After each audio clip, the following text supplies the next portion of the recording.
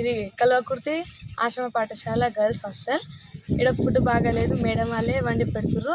నిన్న నైట్ అయితే మేమే వండుకున్నాం. వాష్రూమ్స్ బాగాలేదు, డైనింగ్ హాల్ ఏమో స్మెల్ వస్తుంది, కుక్కలు అవన్నీ గ్లీజ్ చేస్తున్నాయి, క్లాస్ రూమ్స్ ఇంకా డార్మెటరీస్ అన్ని గ్లీజ్గా చేస్తున్నాయి.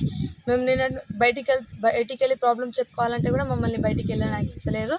ఇంకా ఇక ఈడనే కూర్చోబెట్టి తినిపిస్తారు. నిన్న కూడా 2-3 గిన్నెలు అన్నం పారేసిర్రు, అంత ఉడకలేదు.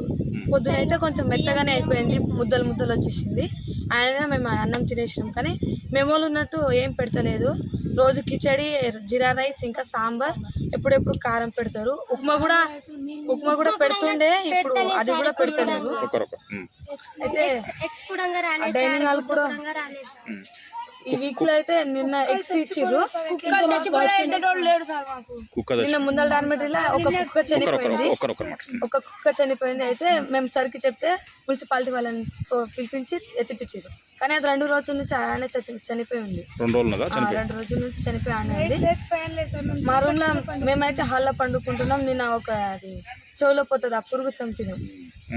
నిన్న ఒకటి రూమ్ దగ్గర కూడా పాము చంపినాం. పెద్ద లైట్ వేపియండి అంటే అటు నుంచి రావాలి అని చెప్పేస్తున్నాం. ఈ రోజు అయితే మేము చాలా మంది స్నానమే చేయలేదు. అందరు వాటర్ ప్రాబ్లం ఉంది. బోర్ నిన్ననే వేపించారు, కానీ సార్ ఇంకా వాటర్ మోసుకొని పోతాం సార్. లోపల నుంచి తీయాలి. వాచ్మెన్ కూడా లేదు. వాచ్మెన్ ఉంటుంది, కానీ అది ఎప్పుడు